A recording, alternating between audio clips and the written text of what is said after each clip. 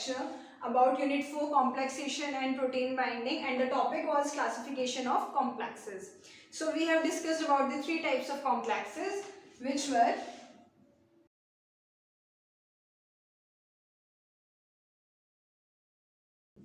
among these three we have already discussed about the coordinate complexes, and today we are going to discuss about the organic complexes and inclusion complexes. So first one, we on starting we will come to the topic, that is organic complexes. So organic complexes are initially divided into four subcategories.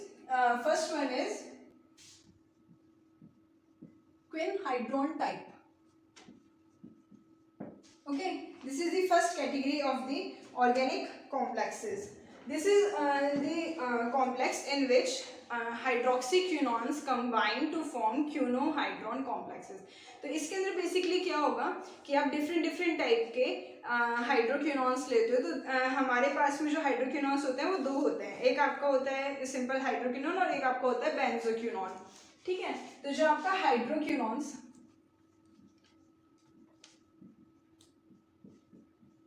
और second one is बेंजोक्यूनॉन. होता क्या है कि जो आपके हाइड्रोक्यूनॉन्स और बेंजोक्यूनॉन्स हैं, ये दोनों एक दूसरे के साथ में रिवर्सिबल रिएक्शन शो करते हैं. ठीक है, जब आपके हाइड्रोक्यूनॉन से हाइड्रोजन्स रिमूव होते हैं, तो हाइड्रोजन रिमूव होने पर वो क्या बना लेता है आपका बेंजोक्यूनॉन. So this is the first classification. In this what will happen, that hydroquinones will bind with the benzoquinones, and at a condition when they will go for the equilibrium, and at that stage hydroquinones and benzoquinones both will exist at the same time. तो जो condition वो आएगी कि जब आपका हाइड्रोक्विनॉन्स और बेंजोक्विनॉन्स equilibrium में आने पे, रिवर्सिबल रिएक्शन होने की वजह से एक स्टेज तो ऐसा आता है कि जो भी आपके कंपाउंड्स हैं वो इक्विलिब्रियम में आ जाते हैं. इक्विलिब्रियम मीन्स जब उनका जो कन्वर्जन है वो इक्वल हो जाता है. दैट मीन्स हाइड्रोक्विनॉन से जितना बेंजोक्विनॉन बनेगा उतना ही बेंजोक्विनॉन से हाइड्रोक्विनॉन बनेगा. तो जब इक्विलिब्रियम सेट हो जाएगा, इक्विलिब्रियम एडजस्ट हो जाएगा, दोनों तरफ कंडीशन सेम हो जाएंगी, उस कंडीशन में आपका हाइड्रोक्विनॉन और बेंजोक्विनॉन दोनों को एग्जिस्ट करेंगे, यानी कि दोनों चीज़ें एक साथ रहेंगी.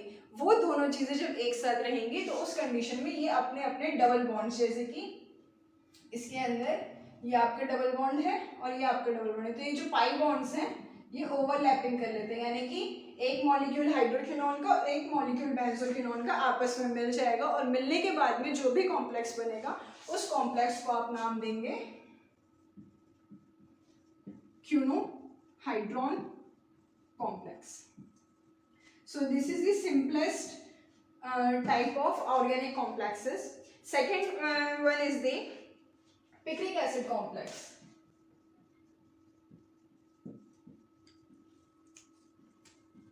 पिक्रिक एसिड कॉम्प्लेक्स के अंदर उसका नेम जैसे इंडिकेट कर रहा है पिक्रिक एसिड, तो इसके अंदर हम पहली चीज यही जो है आप डिनोट करोगे कि इस कॉम्प्लेक्स के अंदर क्या इन्वॉल्व हो रहा है. सबसे पहली चीज आपका पिक्रिक एसिड. ठीक है, तो पिक्रिक एसिड का स्ट्रक्चर कैसा होता है? It is a simple phenol with 3 nitro groups. First thing. Second thing, it is a strong acid. ये क्या है? एक स्ट्रॉन्ग एसिड है. अब इसके सामने दो कंडीशंस आ जाती हैं.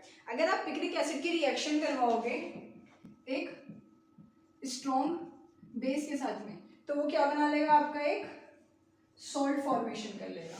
ठीक है, बट दूसरी कंडीशन क्या आती है कि अगर आप पिक्रिक एसिड की रिएक्शन करवाओगे किसी वीक बेस के साथ में, तो वो वीक बेस के साथ में रिएक्ट करने पे क्या बना लेगा? आपका एक कॉम्प्लेक्स. ठीक है, तो ये आपकी एक कंडीशन होती है कि अगर स्ट्रॉन्ग एसिड की रिएक्शन आप एक स्ट्रॉन्ग बेस के साथ करवाओगे तो वो एक सॉल्ट बना लेगा. और सेकंड कंडीशन ये है कि अगर आप स्ट्रॉन्ग एसिड की रिएक्शन एक वीक बेस के साथ करवाओगे तो वो एक कॉम्प्लेक्स बना लेगा. तो इसके अंदर यही ध्यान देने वाली चीज़ है कि जब आपका पिक्रिक एसिड का कॉम्प्लेक्स बनता है, इसका मतलब पिक्रिक एसिड किसी वीक बेस के साथ में रिएक्ट कर रहा है. तो इसी का एक एग्जाम्पल आपको दिया गया है कि जैसे पिक्रिक एसिड एक स्ट्रॉन्ग एसिड है, तो हम इसकी रिएक्शन करवा देंगे ब्यूटेसन के साथ में. किसके साथ में? ब्यूटेसन. ब्यूटेसिन एक एनेस्थेटिक होता है जिसकी जब हम रिएक्शन की बात करते हैं तो ये सबसे पहली चीज़ तो बहुत ज़्यादा वीक बेस है आपका,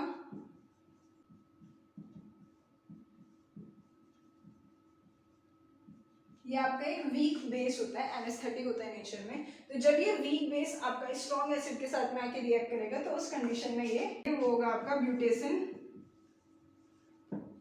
पिक्रेट, ठीक है, पिक्रेट, ठीक है। और ये एक कॉम्प्लेक्स होगा। दूसरी चीज ये कि इसका एक बहुत बड़ा डिसएडवांटेज भी है, जैसे आपका सबसे पहला था क्यूनहाइड्रोन कॉम्प्लेक्स। तो क्यूनहाइड्रोन कॉम्प्लेक्स का एक एडवांटेज मिल रहा था कि हम इसे एज ए इलेक्ट्रोड यूज कर सकते हैं।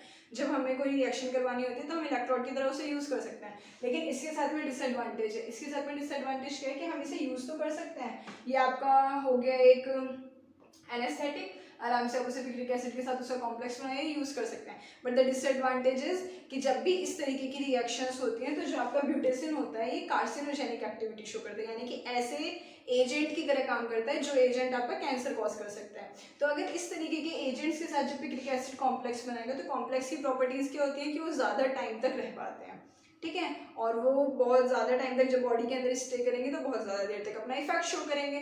तो यही चीज़ प्रॉब्लमेटिक है कि जब ये कार्सिनोजेनिक एजेंट्स के साथ में बाइंड अप कर लेगा तो कार्सिनोजेनिक एक्टिविटी को बढ़ा देता है, कार्सिनोजेनिक एक्टिविटी शो कर पाएंगे कंपाउंड ज़्यादा लंबे समय तक। तो इसलिए ये जो कॉम्प्लेक्स है इसका ये सबसे बड़ा डिसएडवांटेज है। आपका जो थर्ड कैटेगरी आती है इसकी, वो थर्ड कैटेगरी है आपकी कैफीन ड्रग कॉम्प्लेक्स, ठीक है।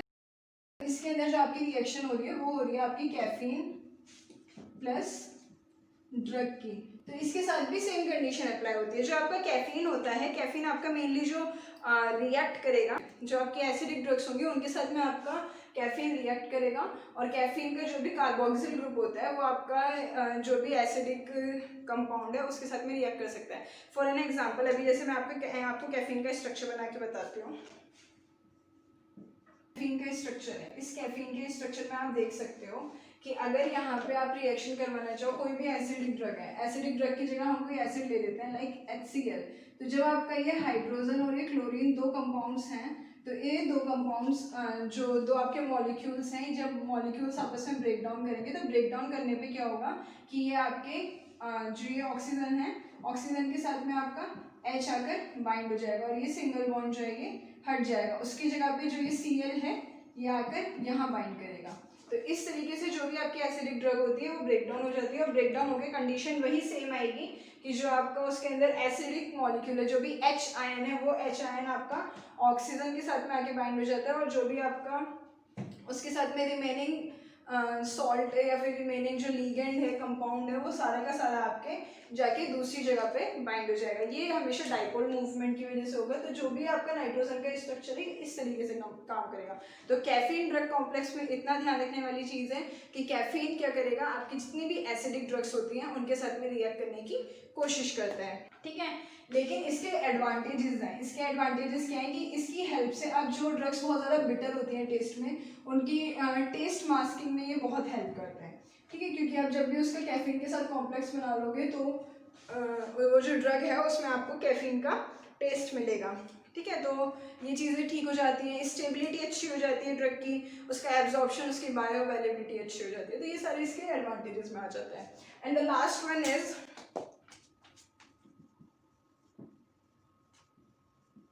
Polymer complex. ये आपकी फोर्थ कैटेगरी है। पॉलीमर कॉम्प्लेक्स के अंदर अपने आप में उसका नेम इंडिकेट कर रहा है कि रिएक्शन जो हो रही है वो किससे हो रही है, पॉलीमर से। जब भी हम किसी ड्रग को, मोस्टली केसेस में ऐसा देखा जाता है कि जो आपके पॉलीमर्स होते हैं, पॉलीमर्स क्या होते हैं, पॉलीमर्स वो जो एक जैसी यूनिट से मिलके बने हुए हों, ठीक है, बहुत छोटी छोटी यूनिट से जो मिलके बना होता है उसे कहते हैं पॉलीमर्स, ठीक है। तो पॉलीमर्स के अंदर आपका पॉलीथिन, उसके अलावा आपका पॉलीविनाइल पायरोलिडोन, जो भी आगे मतलब जिसके भी आगे पॉली लग जाए मतलब वो एक पॉलीमर है, ठीक है। तो ये जो पॉलीमर्स होते हैं इसके अंदर आपके बॉटल्स, कंटेनर्स, ये सब काउंट होते हैं। तो क्या होता है कि जब भी हम पॉलीमर्स यूज़ करते हैं, कभी कभी हम एज ए एक्सिपिएंट भी पॉलीमर यूज़ करते हैं, तो मोस्ट ऑफ द केसेस में ये देखा गया है कि उनके साथ में इशू क्या होगा कि जब भी आप उनके साथ में किसी ड्रग को लाइक सैलिसिलिक एसिड अगर आप उसे स्टोर करके रखोगे ना तो वो क्या करेगा, लीचिंग कर देता है। दैट मीन्स या तो अपने जो भी कंस्टिट्यूएंट्स होते हैं उन्हें ड्रग के अंदर रिलीज कर देगा। और अगर ऐसा नहीं होगा तो कभी कभी क्या होता है, वो ड्रग का एब्जॉर्प्शन कर लेता है। जैसे आपका ये कंटेनर है, ठीक है, so this is the container, इसके अंदर आपने अपनी जो ड्रग है उसे फिल किया हुआ है। तो ये चीज़ें ऑब्जर्व की गई हैं। जैसे इसके अंदर अगर ड्रग फिल है तो जो आपका सरफेस है पॉलीमर का, यानी कि जो भी आपका कंटेनर है, वो क्या करता है, उस ड्रग को एब्जॉर्ब कर लेता है, कॉम्प्लेक्स बना लेगा उसके साथ में, कॉम्प्लेक्स बना के उसे एब्जॉर्ब कर लेगा। जो कि क्या होगा कि अगर आपकी ड्रग एब्जॉर्ब हो जाएगी पॉलीमर के साथ में, तो आपका जो सोल्यूशन है, जो आपकी डोजेज फॉर्म है, उसके अंदर ड्रग कंटेंट क्या हो जाएगा, कम हो जाएगा। तो इस वजह से उसकी एक्टिविटी खराब हो सकती है। पहली चीज़ तो ये। या फिर दूसरी कंडीशन क्या है कि जैसे आपका कंटेनर है, ठीक है, अब इस कंडीशन में क्या है, जो कंटेनर है आपका वो रिएक्ट करने पे अगर कॉम्प्लेक्स बना के एड्सॉर्प्शन नहीं कर रहा है, तो एड्सॉर्प्शन ना करके ये क्या करेगा, अपने जो मॉलिक्यूल्स हैं उन्हें सोल्यूशन के अंदर रिलीज कर देगा। और सोल्यूशन के साथ में क्या होगा, कॉम्प्लेक्स बना लेगा। ये आपका सोल्यूशन है, सोल्यूशन के अंदर जब आपका पॉलीमर आ जाएगा तो वो क्या करेगा, कॉम्प्लेक्स बना लेगा। तो पॉलीमर कॉम्प्लेक्सेस के साथ में ये होता है कि जब भी हम पॉलीमर्स को ड्रग्स के साथ में रखते हैं तो वो कॉम्प्लेक्सेस बना लेते हैं, जो कि हमारे लिए यूजफुल, फेथफुल और फ्रूटफुल नहीं होते। ठीक है, तो ये 4 तरीके की आपकी क्लासिफिकेशन थी ऑर्गेनिक कॉम्प्लेक्सेस की। Now come to the next classification, that is inclusion classification. इसके अंदर आप लोगों ने ऑब्जर्व किया कि जो भी ये कॉम्प्लेक्स बन रहे थे ये बाइंडिंग की वजह से हो रहे थे, यानी कि आपके पास में 2 कंपाउंड्स है और वो दोनों कंपाउंड्स आपस में मिलकर क्या कर रहे हैं, एक बॉन्ड बना रहे हैं। तो इस तरीके के आपके पास में कॉम्प्लेक्सेस बने थे। तो जब हमने कोऑर्डिनेट कॉम्प्लेक्स की बात की थी तो मेटल और लिगेंड के बीच में कॉम्प्लेक्स बन रहा था।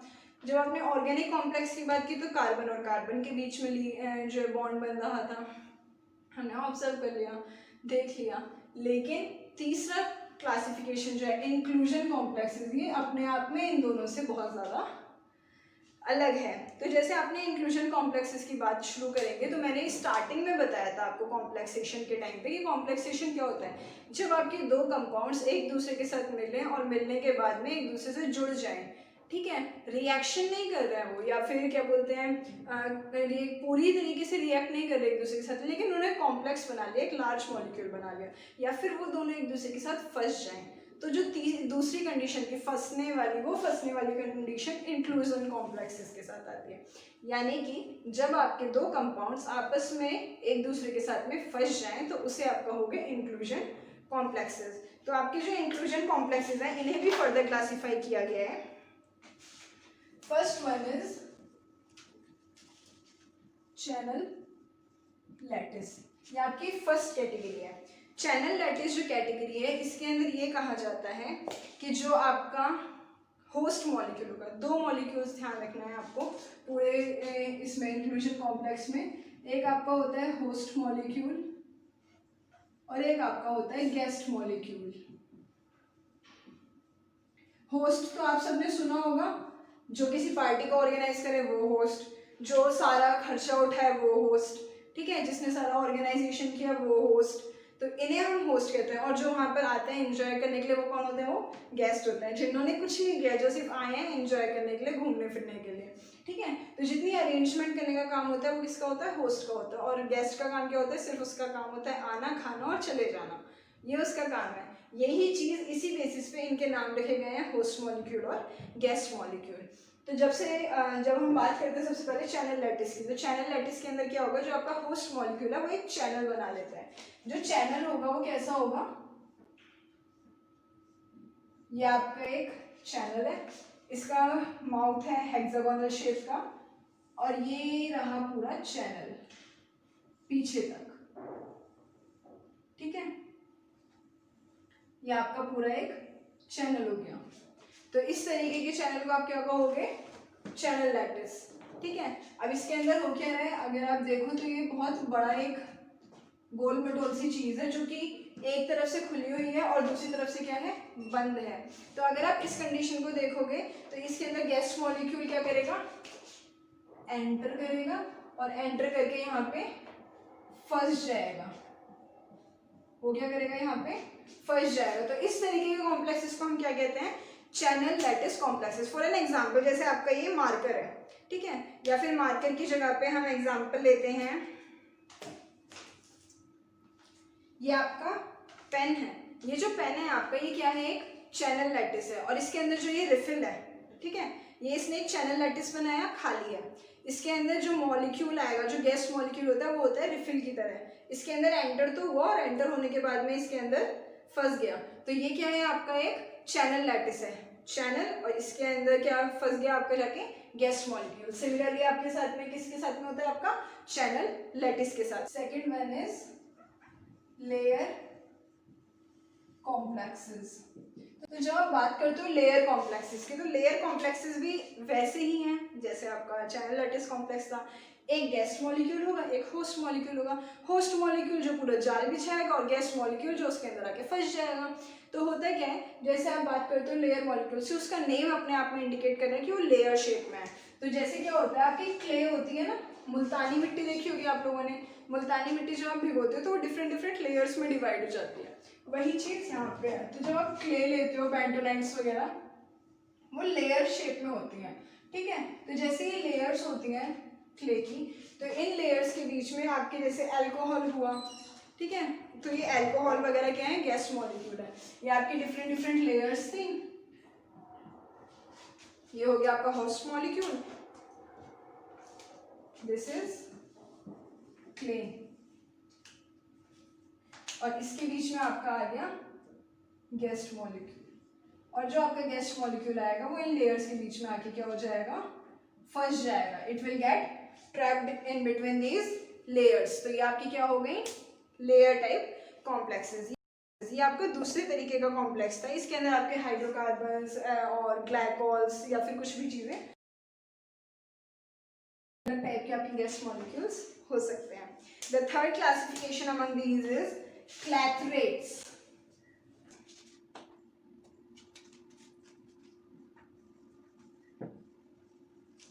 ओके, तीसरे नंबर पे जब आप बात करते हो क्लैथरेट्स की, तो क्लैथरेट्स आपका थर्ड क्लासिफिकेशन है फॉर इंक्लूजन टाइप कॉम्प्लेक्सेस। तो क्लैथरेट्स क्या करते हैं, क्लैथरेट्स की अपनी एक अलग कहानी है।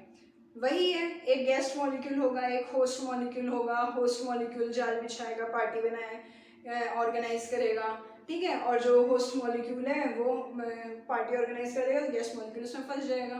दैट मीन्स जैसे कि आपके साथ में क्या होता है, मछली पकड़नी होती है तो क्या करते हैं, मछली के आगे दाना डालते हैं, है ना। तो वैसे ही आपने क्या किया, होस्ट मॉलिक्यूल क्या करेगा, जाल बिछाएगा, मछली के लिए दाना डालेगा, मछली जैसे ही उसमें आके फंसेगी वो उसे कैप्चर कर लेगा, खाना खाने आएगी तो वो उसे कैप्चर कर लेगा। वही चीज़ आपकी होस्ट और गैस मॉलिक्यूल यहाँ पर करेंगे। यहाँ पे तीसरी कंडीशन क्या होगी, जो आपका कंपाउंड होगा, ये आपके कंपाउंड के मॉलिक्यूल्स हैं, ठीक है। So these are the molecules of a compound. अभी तक ये फ्रीली घूम रहे थे, इन्हें कोई रोकने वाला नहीं था। इन्हें किसी ने नहीं बोला कि हाथ बांध के चलो, इन्हें किसी ने नहीं बोला साथ साथ चलो, यूनिटी दिखाओ, किसी ने कुछ नहीं कहा, ठीक है, ठीक है। अपना आराम से फ्रीली घूम रहे हैं। दूसरे को भी लगा अरे यार आराम से जा सकता हूँ मैं, किसने बोला है, किसी ने कुछ कहा थोड़ी है।